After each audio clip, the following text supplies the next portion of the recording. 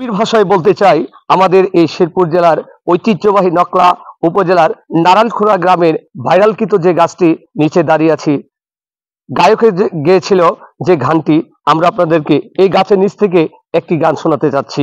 দর্শক মনে রাখবেন, শেরপুরের এই প্রত্যন্ত অঞ্চলে সবুজের সমারোহ ঘুরে উঠেছে এই নকলা উপজেলায়। আমরা এই মুহূর্তে আপনাদেরকে দুই কলি গান শুনিয়ে বিদায় নেব। আমি সৈয়দ শাকিল আহমেদ, সিমপাতা টিভি থেকে। ও যেমন শিমুলের তোলা বাতাসে উড়ে রে, সেই মতো নোরাইলায়া আমার প্রাণ তুমি, সেই মতো নোরাইলায়া আমার প্রাণ তুমি, কোন বা দেশে